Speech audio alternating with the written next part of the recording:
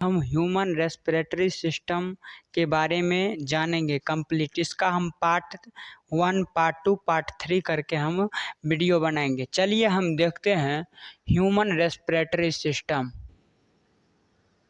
Human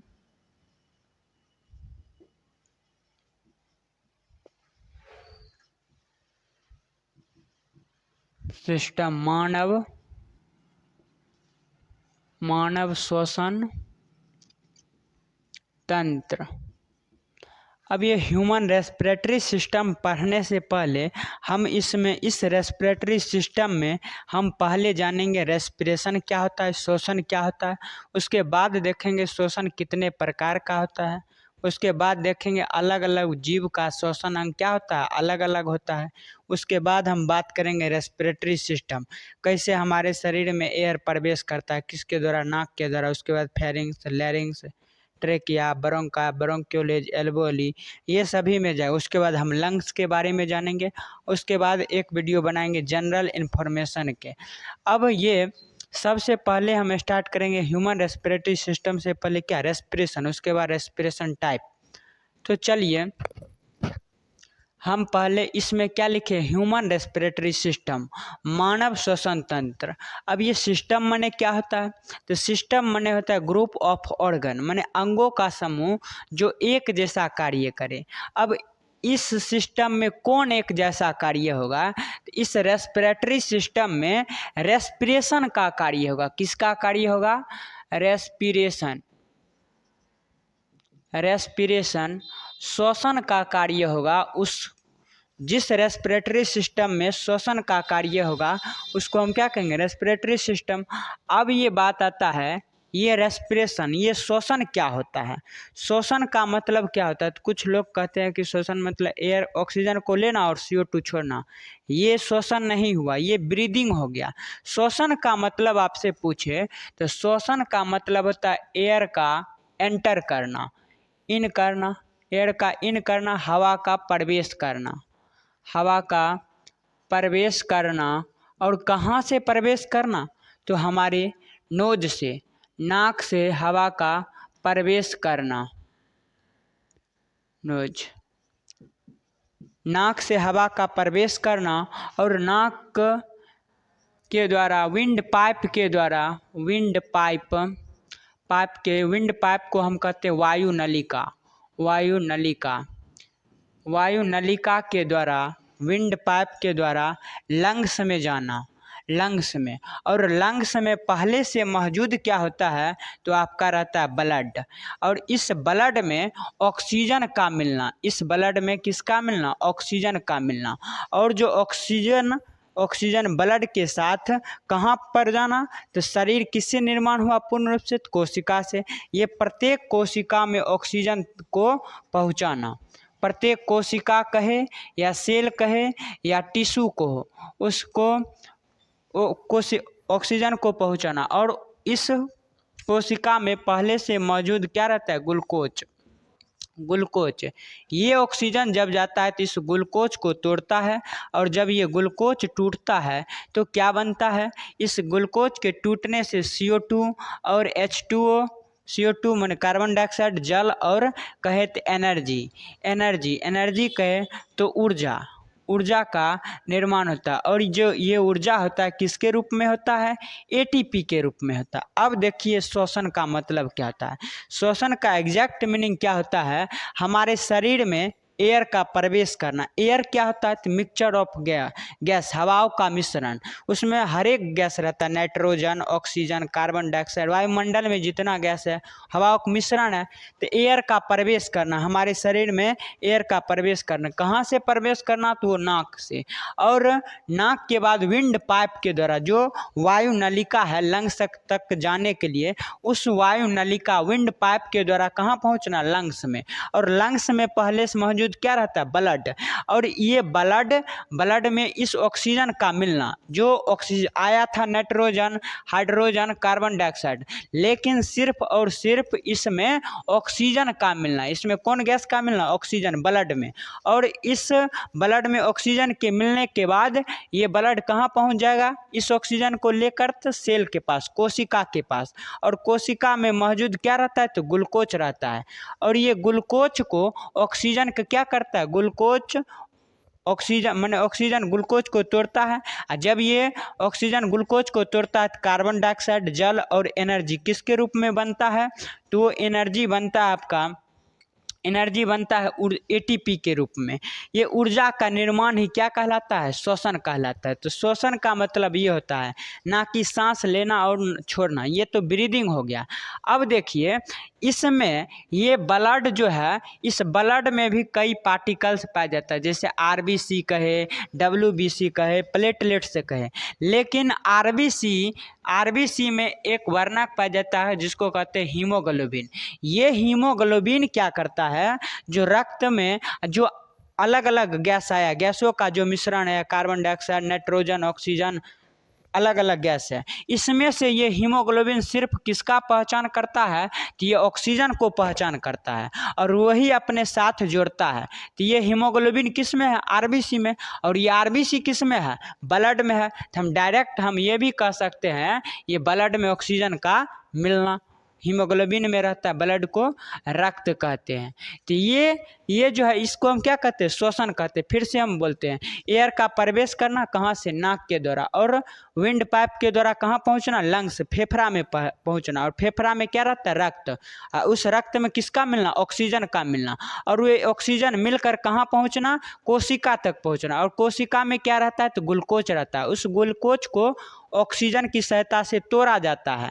तोड़ने से carbon dioxide, जल और ऊर्जा बनता है, किसके रूप में, एटीपी के रूप में बनना। ऊर्जा का बनना ही क्या कहलाता है, श्वसन कहलाता है। अब देखिए इस एटीपी का मतलब क्या होता है, तो एटीपी का मतलब होता है full form adenosine try phosphate, adenosine triphosphate. ये जो एटीपी एनर्जी जो हमारे शरीर में बनता है, ये ऊर्जा बनता है, किसके रूप में बनता है, एटीपी के रूप में बनता है। आप ये रेस्पिरेशन आप समझे होंगे। अब हम देखते हैं इस रेस्पिरेशन का टाइप है, एक है एरोबिक टाइप का होता है,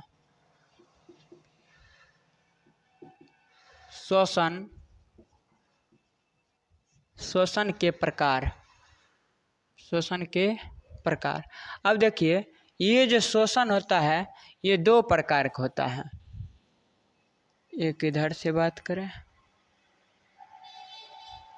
एक होता है आपका एरोबिक रेस्पिरेशन,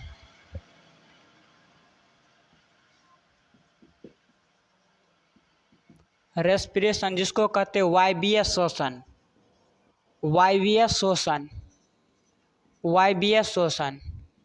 या एक होता है एनएरोबिक रेस्पिरेशन,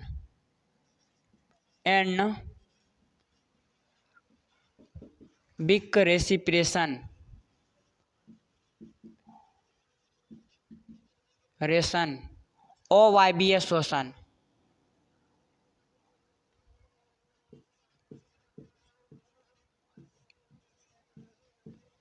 अवायवीय श्वसन, इसको हम कहते हैं, अवायवीय श्वसन को हम अनोक्सी श्वसन भी कहते हैं, अनोक्सी श्वसन। और इसको हम नाम से जानते हैं ऑक्सी श्वसन।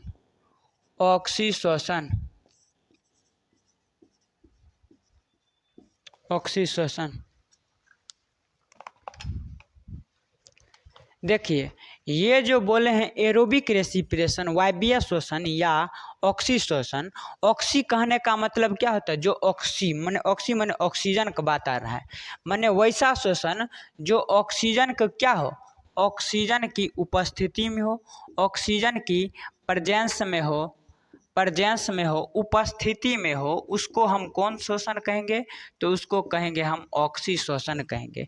माने जो एरोबिक रेस्पिरेशन है वो ऑक्सीजन की उपस्थिति में होगा, लेकिन ये अनॉक्सी है। ओ माने बायोलॉजी में अधिकतर जगह पर नहीं होता है, तो ये ओ माने एनारोबिक रेस्पिरेशन में ऑक्सीजन की ज़रूरत नहीं होती है, एब्सेंस में होती है। एब्सेंस ऑक्सीजन की अनुपस्थिति में कौन शोषण होता है? तो होता है एनएरोबिक रेस्पिरेशन। ये होता है ऑक्सीजन की उपस्थिति में, और ये क्या होता है? ऑक्सीजन की अनुपस्थिति में होता है। जब देखिए ये ऑक्सीजन की उपस्थिति में होगा तो ये ग्लूकोज को तोड़ेगा, ग्लूकोज को तोड़ेगा और क्या बनाएगा? इसमें क्या निर्माण होगा? तो यहाँ पर निर्माण होगा कार्बन, जल बनेगा। पहले देखिए कार्बन डाइऑक्साइड, जल, और बनेगा क्या? तो एनर्जी बनेगा। और जो ये एनर्जी बनता है, ये ऊर्जा जो निर्माण होता है किसके रूप में होता है? तो ये ऊर्जा आपका निर्माण होता है एटीपी के रूप में। किसके रूप में? एटीपी के रूप में बनेगा। लेकिन जब ये शोषण होगा ऑक्सीजन की अनुपस्थिति में होगा, तब ग्लूकोज अपने आप टूटेगा और कुछ मात्रा में टूटेगा, अपने आप टूटेगा। यहाँ का जो प्रोडक्ट है, फाइनल जो प्रोडक्ट है, ये बनेगा लैक्टिक एसिड बनेगा, लैक्टिक एसिड, या कहे तो पायरुविक एसिड, या तो एथेनॉल बनेगा। एथेनॉल कहे तो शराब का निर्माण। ये सब इसका क्या है? और कुछ मात्रा में यहाँ पर भी क्या बनता है? एनर्जी बनता है। बहुत कम मात्रा में यहाँ पर एनर्जी बनता है, ऊर्जा का निर्माण होता है। अब देखिए ये जो ऑक्सीशोषण ये ग्लूकोज की उपस्थिति में टूटा है, तो कार्बन डाइऑक्साइड, जल और एनर्जी बनाया है, और यहाँ पर जब टूटा, अपने आप टूटा है, तो इसका प्रोडक्ट क्या है? Lactic acid, pyruvic acid, ethanol. तो पूछेगा कि एनएरोबिक रेस्पिरेशन का फाइनल प्रोडक्ट क्या होता है, उत्पाद क्या होता है? तो lactic acid, pyruvic acid, ethanol होता है, और कुछ मात्रा में ऊर्जा का निर्माण करता है। वहीं बात करें ऑक्सीशोषण, इसका फाइनल क्या प्रोडक्ट क्या है? कार्बन डाइऑक्साइड, जल और एनर्जी है। अब देखिए ये जो एरोबिक रेस्पिरेशन होता है, इसमें ग्लूकोज अधिक मात्रा में टूटता है, एटीपी अधिक मात्रा में निर्माण होता है, एनर्जी का निर्माण, एनर्जी। यहाँ पर 38 एटीपी का निर्माण होता है। कितना एटीपी? 38 एटीपी पर। वहीं बात करें जब हम इसका, यहाँ पर बहुत कम एटीपी का निर्माण होता है, एनर्जी बहुत कम बनता है, तो यहाँ पर 2 एटीपी का मात्र निर्माण होता है, 2 एटीपी का निर्माण। अब देखिए यहाँ पर अधिक एटीपी बना, एनर्जी जो है, ऊर्जा बहुत बना है, इसका मतलब यहाँ पर ग्लूकोज जो है इसका पूर्ण रूप से टूटा है। तो कंप्लीट कंबस्टन किसका हुआ? पूर्ण दहन किसका हुआ है? तो वो हुआ आपका ग्लूकोज का, पूर्ण दहन हुआ है ग्लूकोज का। यहाँ पूर्ण रूप से टूटा है तब न अधिक ऊर्जा का निर्माण हुआ। यहाँ पर ग्लूकोज पूर्ण रूप से नहीं टूटता है, ये यहाँ पर इनकम्प्लीट कंबस्टन, अपूर्ण दहन। किसका अपूर्ण दहन किसका? तो वो होता है अपूर्ण दहन आपका होगा ग्लूकोज का। यहाँ बहुत कम मात्रा में टूटा है, इसलिए यहाँ पर 2 एटीपी का निर्माण हुआ है। अब देखिए, अब आपसे पूछेगा ये जो एटीपी, ये एरोबिक रेस्पिरेशन होता कहाँ है? हमारे शरीर का बात करें, ऑक्सीशोषण कहाँ होता है? इसका जो साइट होता है, साइट कहे तो जगह होता है, वो होता है आपका एरोबिक रेस्पिरेशन का माइटोकॉन्ड्रिया में। माइटोकॉन्ड्रिया में, कहे तो सूत्र कणिका में। और इसका जब हम बात करें तो ये कहाँ होता है, इसकी साइट बोले किसकी, तो एनएरोबिक रेस्पिरेशन। तो एनएरोबिक रेस्पिरेशन जो होता है ये होता है आपका साइटोप्लाज्म में होता है। साइटोप्लाज्म कोशिका द्रव में होता है, कोशिका द्रव में होता है। अब देखिए ये दोनों साइट, अगर जो कहे एरोबिक रेस्पिरेशन कहाँ होता है, ऑक्सीशोषण, तो वो हमारे शरीर के माइटोकॉन्ड्रिया में होता है। सेल के ये पार्ट है, कोशिका जो है ना, कोशिका के अंदर क्या होता है, mitochondria, lysosome, ribosome, endoplasmic reticulum, ये सब उसका अंग है। और जो इस कोशिका में जो लिक्विड भरा रहता है, जो द्रव भरा रहता है, उसी को हम क्या कहते हैं, साइटोप्लाज्म कहते हैं। तो साइटोप्लाज्म कोशिका द्रव में कौन शोषण होता है, तो ये होता है अवायवीय शोषण, अनोक्सी शोषण होता है। वहीं बात करें माइटोकॉन्ड्रिया में कौन शोषण होता है, तो माइटोकॉन्ड्रिया में होता है आपका कौन, तो माइटोकॉन्ड्रिया में होता है एरोबिक रेस्पिरेशन, ऑक्सी शोषण होता है। अब देखिए ये ऑक्सी शोषण का पूर्ण रूप से दहन होता है और यहाँ पर इनकम्प्लीट रूप से अपूर्ण दहन होता है, किसका, ग्लूकोज का। अब हम देखते हैं ये जो एरोबिक रेस्पिरेशन होता है इसका एग्जाम्पल कौन है, जो वायवीय शोषण है, वायवीय शोषण, इसका एग्जाम्पल कौन है। एग्जाम्पल का बात करें तो जितना भी ह्यूमन मनुष्य है, मनुष्य, उसमें कौन शोषण होगा, तो उसमें ऑक्सी शोषण होगा।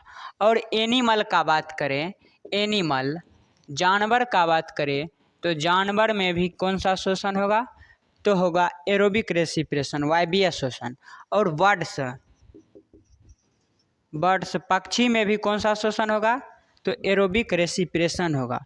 उसके बाद स्नेक हो गया, स्नेक, सर्प, इसमें कौन सा शोषण होगा, तो इसमें आपका होगा एरोबिक रेस्पिरेशन। यहाँ से एग्जाम्पल माने कि एग्जाम में क्वेश्चन नहीं आता है, आपका पूछेगा एग्जाम्पल किसका, एनएरोबिक रेस्पिरेशन का, ये इम्पोर्टेंट हो जाता है। तो इसका जो एग्जाम्पल होता है ये कहाँ कहाँ होगा, तो ये देखिए, ये पहला बात पहले हम बताते, इसका एग्जाम्पल होगा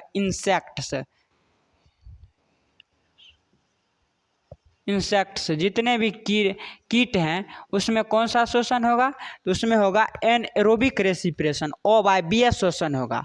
और माइक्रोब्स सूक्ष्म जीव में भी कौन सा शोषण होगा, तो वो आपका होगा एनएरोबिक रेस्पिरेशन। इस सूक्ष्म जीव में जैसे बैक्टीरिया, जीवाणु हो गया, ये इसमें कौन सा शोषण होगा, तो आपका होगा एनएरोबिक रेस्पिरेशन। और फंगी की बात करें, कवक में भी कौन शोषण होगा, तो आपका होगा एनएरोबिक रेस्पिरेशन। और एक कोशिकीय जितने भी जीव हैं, एक कोशिकीय यूनिसेलुलर ऑर्गेनिज्म, कोशिकीय जीव में भी कौन शोषण होगा, तो वो आपका होगा एनएरोबिक रेस्पिरेशन होगा। अलग अगर जो बात करें दूसरा पॉइंट, जहाँ जहाँ फर्मेंटेशन होगा, जहाँ जहाँ किण्वन होगा वहाँ पर कौन सा शोषण होगा, तो वहाँ पर होगा आपका एनएरोबिक रेस्पिरेशन। अब किण्वन कहाँ होगा, इस सब का एग्जाम्पल है दूध से दही का बनना, दूध से दही का निर्माण होना। उसके बाद अगर ये बात करें तो अंगूर से शराब का निर्माण होना, अंगूर से शराब का बनना, बायोगैस का निर्माण होना, गोबर गैस जिसको कहते हैं, गोबर गैस का बनना। ये सब एग्जाम्पल किसका है, फर्मेंटेशन। जहाँ जहाँ किण्वन होगा वहाँ पर कौन शोषण होगा, तो वहाँ पर आपका होगा एनएरोबिक रेस्पिरेशन होगा। अब देखिए तीसरा जो पॉइंट होगा डोरमेंसी ऑफ सीड। ये क्या होता है, तो बीज जब अंकुरित अवस्था में रहता है, बीज की अंकुरित अवस्था, बीज जब अंकुरित अवस्था में रहता है तो उसमें कौन शोषण होता है? उसमें होता है एनारोबिक रेस्पिरेशन और वायवीय शोषण, जो ऑक्सीजन की अनुपस्थिति में होता है। दूसरा, चौथा, very very important, fatigue. Fatigue, जब हमारे शरीर में फटीग होगा, थकान जब हो जाता है पेशियों में, तब कौन सा शोषण होगा? तब आपका होगा एनएरोबिक रेस्पिरेशन होता है, जिसके कारण आपका लैक्टिक एसिड बन जाता है, लैक्टिक एसिड। और लैक्टिक एसिड बनने के कारण आपको दर्द होने लगता है, पेन होता है, दर्द होने लगता है मांसपेशियों में। दर्द क्यों होता है? बार बार एग्जामिनर में क्वेश्चन आता है, मांसपेशियों में दर्द क्यों होता है? तो लैक्टिक एसिड बनने के कारण। किस एसिड के बनने के कारण दर्द होने लगता है? तो लैक्टिक एसिड, फटीग होने। और ये कहाँ होता है? तो मांसपेशियों में होता है। जब आप बहुत दौड़ लेते हैं, ऑक्सीजन अनुपस्थिति होने के कारण लैक्टिक एसिड बन जाता है, और लैक्टिक एसिड बनने के कारण दर्द होने लगता है। ये सब किसका एग्जाम्पल है? तो एनारोबिक रेस्पिरेशन। पहले देखें, एरोबिक रेस्पिरेशन जो ऑक्सीजन की उपस्थिति में होता है, इसको वायवीय शोषण भी कहते हैं, और ऑक्सी शोषण और एरोबिक शोषण भी कहते हैं। ये ऑक्सीजन की उपस्थिति में होता है। यहाँ पर जब ग्लूकोज को ऑक्सीजन की उपस्थिति में तोड़ा जाता है तो कार्बन डाइऑक्साइड, जल और एनर्जी बनता है। यहाँ पर अधिक मात्रा में एटीपी का निर्माण होता है, 38 एटीपी, और यहाँ पर 2 एटीपी का निर्माण होता है। और ये देखें, यहाँ पर ग्लूकोज पूर्ण रूप से टूटा है, कंप्लीट कंबस्टन इसको कहें। और ये शरीर में कहाँ होगा? तो ये आपका होगा माइटोकॉन्ड्रिया में, और ये होगा कोशिका द्रव में, साइटोप्लाज्म में होगा। इसका एग्जाम्पल है वायवीय शोषण के ह्यूमन, मनुष्य हो गया, जानवर हो गया, जो पक्षी हो गया, इसमें कौन शोषण होगा? तो इसमें आपका होगा एरोबिक रेस्पिरेशन। मेन इंपॉर्टेंट है ये, जितने भी कीट हैं उसमें कौन शोषण होगा? तो एनारोबिक रेस्पिरेशन, अवायवीय शोषण, अनोक्सी शोषण। सूक्ष्म जीव में होगा एनारोबिक रेस्पिरेशन, बैक्टीरिया, कवक में, एक कोशिकीय जीव में। और जहाँ जहाँ फर्मेंटेशन होगा वहाँ पर कौन शोषण होगा? तो एनारोबिक रेस्पिरेशन।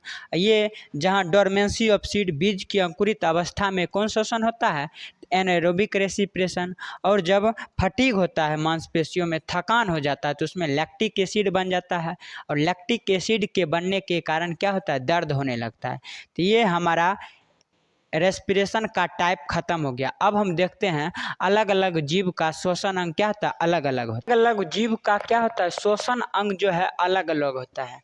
जैसे अंग, इधर हम अंग लिखेंगे और इधर हम लिखेंगे जीव का नाम, जीव का नाम। सबसे पहले हम देखते लंग से, फेफड़ा से,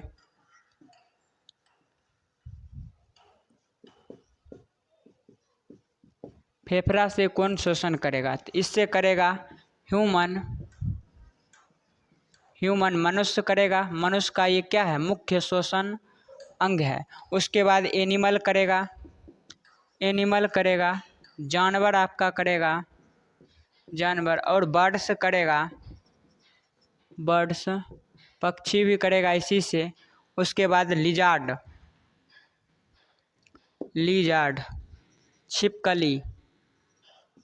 छिपकली किससे शोषण करता है?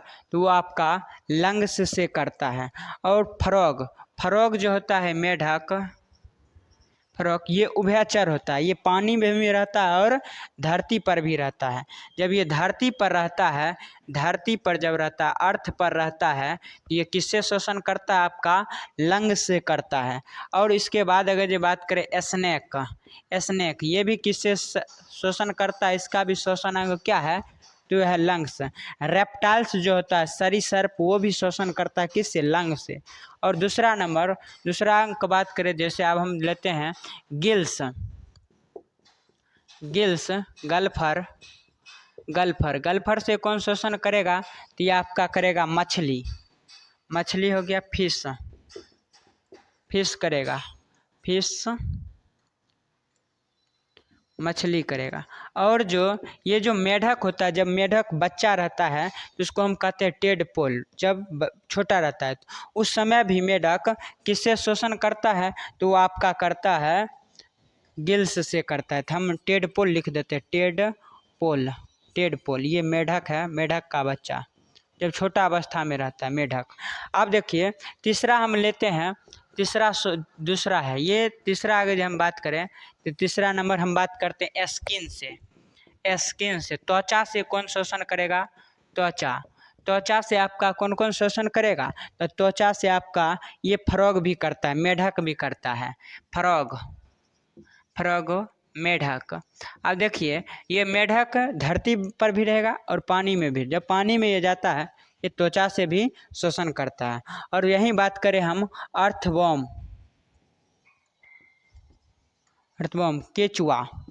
केचुआ भी शोषण किससे करता है? तो वो आपका करता है स्किन से करता है। चौथा नंबर की बात करें, चौथा नंबर में आ गया ट्रेकिया कहते श्वास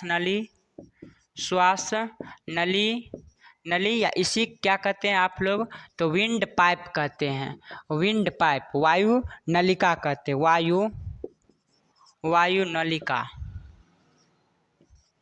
वायु नलिका। इससे कौन शोषण करता है? तो इंसेक्ट से करता है। इंसेक्ट्स, कीड़े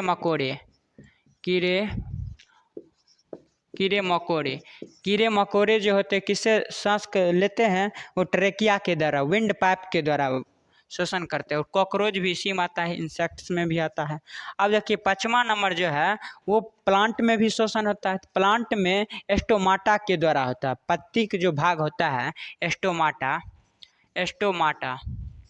स्टोमाटा वातरंध्र जिसको कहते हैं, वातरंध्र। ये कहाँ पाया जाता है? तो पत्ती में पाया जाता है। पत्ती में आपका क्या पाया जाता है? छिद्र जो होता है उसको वातरंध्र कहते हैं। इससे कौन शोषण करता है? तो प्लांट करता है। प्लांट पेड़ पौधा करता है। पेड़ पौधा का शोषण अंग कौन हो गया? तो ये प्लांट हो गया। ये सब ये शोषण अंग है और अलग अलग जीव इससे शोषण करता है। पहले देखें हम लंग्स, फेफड़ा से करेगा, ह्यूमन करेगा, मनुष्य करेगा, जानवर करेगा, पक्षी करेगा, छिपकली करेगा। और फ्रॉग जब ये धरती पर रहेगा मेढक तब किससे करेगा? फ्रॉग से। और स्नेक भी करता है किससे? तो आपका लंग्स से करता है। और गिल्स की बात करें, जब गलफरा की बात करें तो उससे मछली करता है। और टेडपोल, मेढक जब टेडपोल अवस्था में रहता है उसमें। और स्किन से, त्वचा से आपका कौन शोषण करेगा? फ्रॉग, मेढक करेगा। और अर्थवर्म, केचुआ जो होता है किससे शोषण करेगा? तो वो त्वचा से करता है, अपना शरीर के त्वचा से। और शोषण नली ट्रेकिया या विंड पाइप से कौन करेगा? इंसेक्ट से करेगा। और स्टोमाटा से प्लांट करेगा। ये हम अलग अलग जीव का शोषण अंग देख लिए। अब हम देखते हैं रेस्पिरेटरी सिस्टम, श्वसन